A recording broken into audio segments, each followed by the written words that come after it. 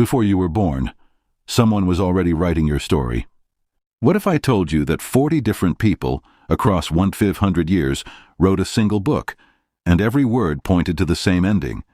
What if I told you that book predicted the exact city, the exact method, and the exact words a man would say when he died, written 1,000 years before it happened?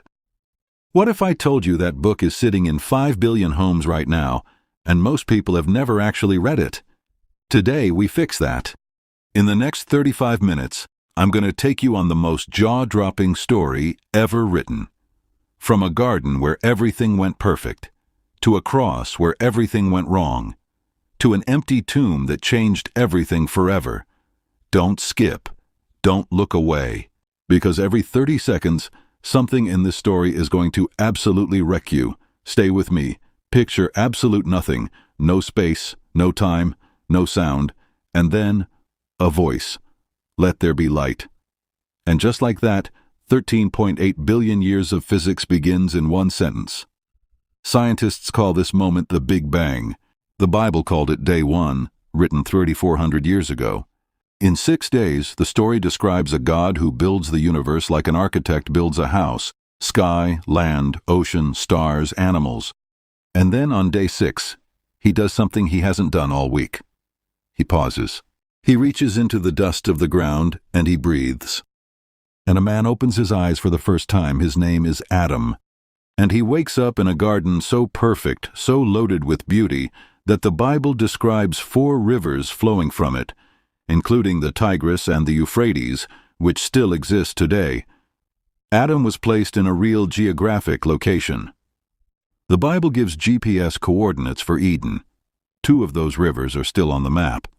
God gives Adam one rule: 1, a garden with literally everything, and just one thing off limits. You already know what he does: a serpent, a woman named Eve, a piece of fruit. And the most catastrophic decision in human history, made in about 30 seconds. And here's what most people miss.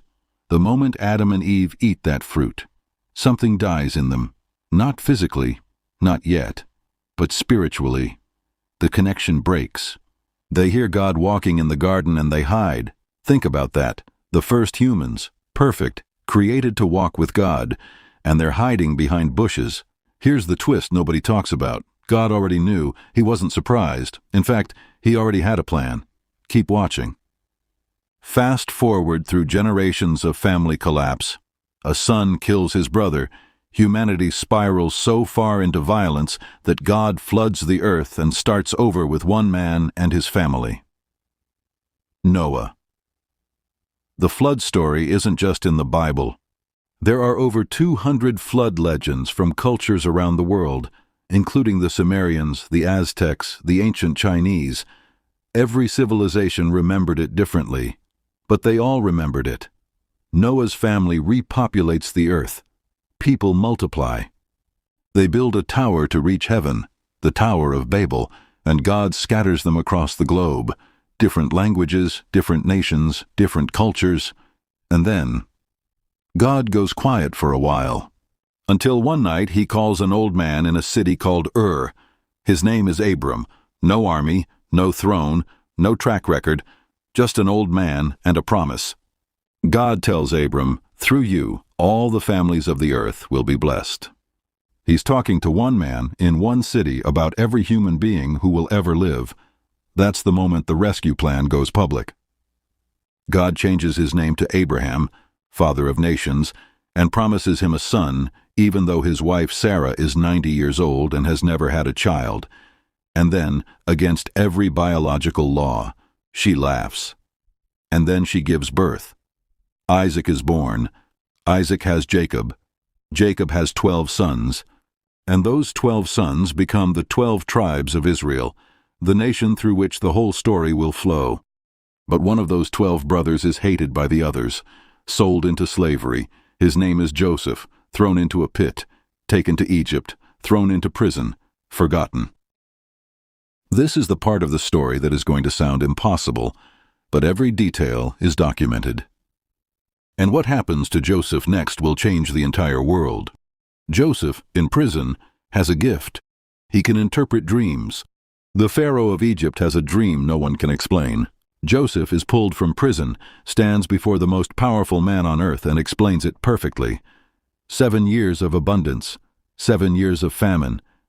Pharaoh makes Joseph the second most powerful man in all of Egypt. The famine comes, and his brothers, the ones who threw him in a pit, come to Egypt to buy food. They don't recognize him. Joseph could destroy them. He has every right to. But instead, he weeps. He reveals himself. He embraces them. And he says something that echoes through the entire Bible. You meant it for evil, but God meant it for good. That phrase, God using evil for good, becomes the hidden engine of the entire Bible story. It's not just a nice thought. It's the plot. 400 years pass. The Israelites, Joseph's descendants, are now slaves in Egypt, millions of them, under brutal conditions, crying out, and God hears. The Bible says God heard their groaning and remembered his covenant with Abraham, made 400 years earlier. The plan was never canceled. It was just waiting. God raises up a deliverer, a man who was supposed to be drowned as a baby, but instead floated down the Nile in a basket and was raised as an Egyptian prince. Moses. God speaks to him from a bush that is on fire but doesn't burn. Moses has every excuse. I can't speak well. They won't listen to me. I'm nobody. And God says, I am who I am. Now go. 10 plagues hit Egypt. And here's what most people don't know. Every single plague was a direct attack on one of Egypt's gods. God wasn't just freeing slaves. He was dismantling an entire religious system, one miracle at a time. Water turns to blood, frogs, lice, flies, disease, boils, hail, locusts, darkness, and then the final plague, the death of every firstborn son in Egypt. But for the Israelites, one way out: sacrifice a lamb, spread the blood on your doorframe, and the angel of death will pass over you. This moment is called Passover. And here's what makes your jaw drop. 1,400 years later, Jesus will be crucified on the exact day the Passover lamb is slaughtered. Same city, same timing, same symbolism. It's not a coincidence, it's a pattern. Pharaoh lets them go, then chases them. The Red Sea parts. They walk through on dry ground. The Egyptian army drowns.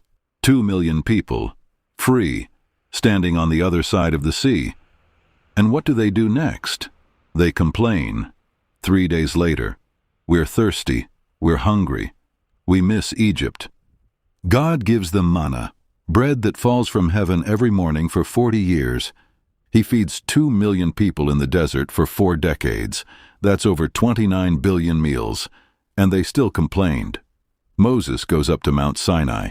God gives him the 10 Commandments, the moral foundation of Western civilization to this day. And the people, at the bottom of the mountain, build a golden calf and worship it. Because of their faithlessness, a journey that should have taken 11 days takes 40 years. An entire generation wanders the wilderness and never enters the promised land. But here's what God does during those 40 years that will stun you. He builds an entire system of rituals, sacrifices, and ceremonies. And every single one of them is pointing forward to the same person. Stay with me. Moses dies on the edge of the promised land. He can see it. He just can't enter it. A new leader rises, Joshua.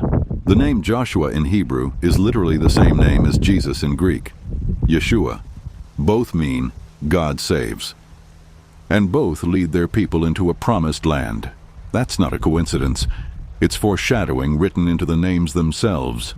The Israelites cross the Jordan River. The walls of Jericho fall after they march around them for 7 days, not with battering rams, not with weapons, with trumpets. They take the land. It's a brutal, bloody process, detailed with uncomfortable honesty in the book of Joshua, but they take it. For the next 300 years, Israel is led by judges, a chaotic cycle that plays on repeat. Israel follows God. Things go great. Israel abandons God. Things fall apart. Israel cries out. God sends a deliverer. Things go great again.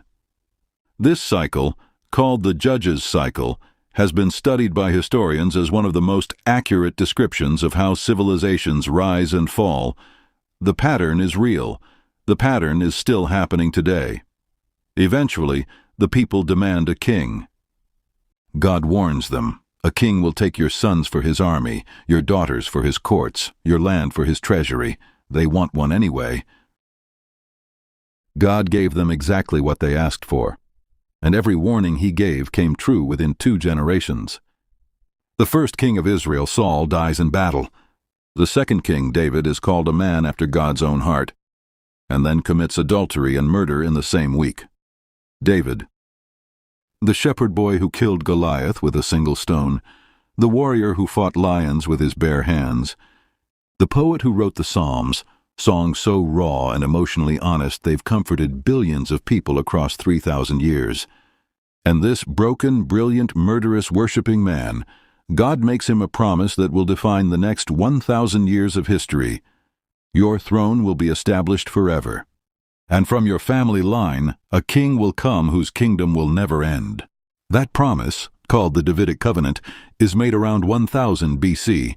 Matthew's gospel opens with a genealogy proving Jesus is literally a direct descendant of David.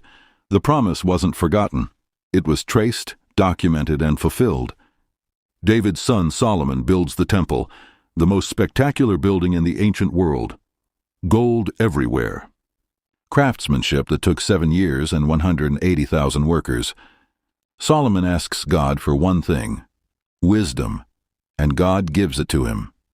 The book of Proverbs, the book of Ecclesiastes. Wisdom so profound it still shapes business strategy, philosophy, and family life today. But here's the tragic twist.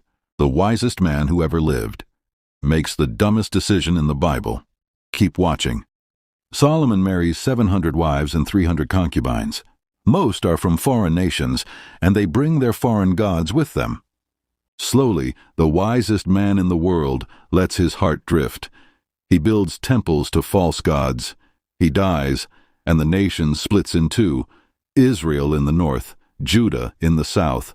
And for the next 300 years, the Bible gives us a parade of kings, most of them corrupt, violent, and spiritually bankrupt. Out of 39 kings of Israel and Judah combined, only 8 are described as doing what was right in God's eyes. That's a 20% approval rating. The Bible is not a book about good people. It's a book about a faithful God. Into this chaos step the prophets. Imagine men who stand in the streets, in the courts, in front of kings, and say things that should get them killed. Because it did. Most of them were killed.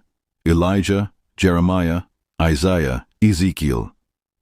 They are the conscience of a nation that has forgotten who it is. The prophet Isaiah writes a chapter, Isaiah 53, that describes a man who is pierced for our transgressions, crushed for our sins, led like a lamb to slaughter, buried in a rich man's tomb.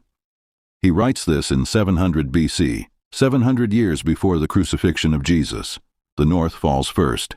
Assyria sweeps in and destroys Israel. The 10 tribes are scattered, lost to history. Then Babylon comes for Judah, 586 BC. The temple, Solomon's masterpiece, is burned to the ground. The people are dragged in chains to Babylon, hundreds of miles from home. And they sit by the rivers of Babylon and weep. Psalm 137 is a song written in Babylonian captivity. It's one of the most emotionally devastating pieces of literature ever written. How can we sing the Lord's song in a foreign land? They literally couldn't play music. They hung their harps on the trees. But in Babylon, something extraordinary happens. A young man named Daniel, a Jewish captive, a nobody, ends up as one of the most powerful advisors in the Babylonian Empire. He survives a lion's den. His friends survive a furnace heated 7 times hotter than normal. And Daniel receives visions that map out the rise and fall of empires for the next 600 years. Daniel's prophecy in chapter 9, written in 540 BC, calculates the exact number of years until the arrival of the Messiah. Scholars who've done the math land within 1 year of Jesus' public ministry, written 540 years before it happened. After 70 years of captivity, Persia conquers Babylon. A new king named Cyrus lets the Jews go home. Isaiah names the king who will free the Jewish captives. He calls him Cyrus. Isaiah writes this 150 years before Cyrus is born. Cyrus is referenced by name in a prophecy written before his great-grandfather was alive. The people return. The temple is rebuilt, smaller, less glorious, but rebuilt. And then, the last prophet speaks. Malachi. He warns the people to prepare for someone coming, a messenger, who will prepare the way for the Lord. And then, silence. For 400 years, no prophets, no visions, no new words from God. The world waits. 400 years of silence, the longest God ever went without speaking. And then, one night in Bethlehem, a baby cries. A teenage girl in Nazareth receives a visit from an angel. She's engaged. She's never been with a man. And the angel tells her she's going to be pregnant. Isaiah 7:14, written 700 years before Jesus' birth. A virgin will conceive and give birth to a son, and will call him Emmanuel, God with us. That's not a vague prediction. That's a specific biological event written 28 generations in advance. Mary says yes. Joseph almost walks away, until an angel visits him too. He stays. They travel to Bethlehem for a census. There's no room. A baby is born in a stable, wrapped in strips of cloth, placed in a feeding trough. God, in a manger. Shepherds see angels. Wise men follow a star. A paranoid king named Herod slaughters babies trying to kill this child. The family flees to Egypt. Hosea 11:1, written 750 BC, Out of Egypt I called my son. Matthew quotes this as being fulfilled when Jesus returns from Egypt. A prophecy about the Exodus was simultaneously pointing 750 years forward to Jesus. Layers within layers, 30 years of silence. Jesus grows up in Nazareth. He's a carpenter's son. And then, at 30 years old, he walks into the Jordan River to be baptized by a wild man named John. The sky splits open. A dove descends. A voice says, "This is my son, whom I love." And then the Spirit drives him into the desert for 40 days. Notice the pattern. Israel spent 40 years in the desert and failed every test. Jesus spends 40 days in the desert and passes everyone. He's not just a great teacher. He's doing something Israel couldn't do. He's living the story right. 3 years. That's all he has. He heals lepers, opens blind eyes, walks on water, feeds 5,000 people with 5 loaves and 2 fish, raises the dead, including a man who has been in the tomb for 4 days. There are 37 recorded miracles of Jesus in the Gospels, but John says at the end of his book, Jesus did many other things. If every one of them were written down, I suppose even the whole world would not have room for the books. 37 is just the sample. But it's not the miracles that shake people. It's what he says. I am the bread of life. I am the light of the world. I am the resurrection and the life. Before Abraham was born, I am. That last one almost gets him stoned on the spot, because he just used the name God gave Moses at the burning bush to describe himself. C.S. Lewis, the Oxford scholar and former atheist, said about Jesus, "A man who was merely a man and said the sort of things Jesus said would not be a great moral teacher. He would either be a lunatic or the devil of hell." There's no comfortable middle ground with Jesus. He picks 12 disciples, common men, fishermen, a tax collector, a political zealot, and he begins teaching them a new way to live. Turn the other cheek, love your enemies, forgive 70 times 7, the first will be last, the greatest among you is the servant of all. Everything about his kingdom is upside down from the world. 3 years in, the disciples think they know where the story is going. They think he's about to declare himself king and overthrow Rome. But Jesus keeps saying something that confuses them. The Son of Man came not to be served, but to serve, and to give his life as a ransom for many. They don't understand what that means yet, but they will. Palm Sunday. Jesus rides into Jerusalem on a donkey, a specific fulfillment of Zechariah 9:9, written 500 years before. The crowds go wild. Hosanna, King of Israel. He goes to the temple and turns over the tables of the money changers. 5 days later, the same crowds will be screaming something very different. The Last Supper is a Passover meal. Jesus picks up the bread and says, "This is my body, broken for you." He picks up the cup and says, "This is my blood, the blood of the new covenant." He's reinterpreting the entire Exodus story around himself. He's the Passover lamb. Right there at the table, Judas, 30 pieces of silver, the Garden of Gethsemane. Jesus prays, sweating drops of blood, and asks if there's another way. There isn't. He is arrested. Tried 6 times in one night, illegal under Jewish law, beaten, mocked, a crown of thorns pressed into his skull. Psalm 22, written by David 1,000 years before, opens with the exact words Jesus cries from the cross, my God, why have you forsaken me?" The psalm also describes people mocking, hands and feet pierced, garments divided by casting lots. Written 600 years before crucifixion was even invented as an execution method. 9 a.m. on a Friday. They nail him to a cross. 6 hours he hangs there. The sky goes dark from noon until 3 p.m. The curtain in the temple, 60 feet tall, 4 inches thick, tears in half, from top to bottom.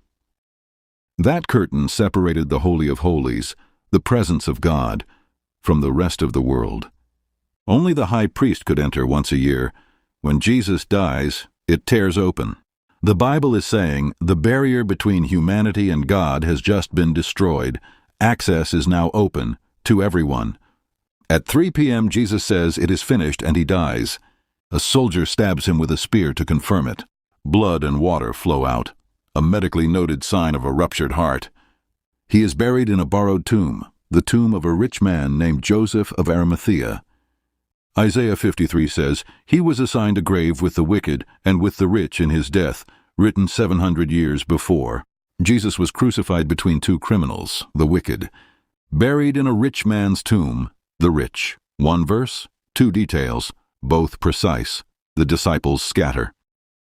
Peter denies knowing him 3 times before sunrise. The women who followed him are the last at the cross and the first at the tomb. Sunday morning. The stone covering the tomb weighed approximately 1.5 to 2 tons. Roman soldiers were stationed to guard it, their lives forfeited if the body disappeared. On Sunday morning, the stone is rolled away. The soldiers are unconscious. The tomb is empty. The burial cloths are folded neatly inside. That last detail, the folded cloth, is one of the most debated facts in ancient history. Mary Magdalene is the first to see him. She thinks he's the gardener. He says her name, Mary. She turns. She recognizes him. And the most important moment in human history lands in a garden, the same setting where the whole story began. Jesus appears to over 500 people after his resurrection, documented by Paul,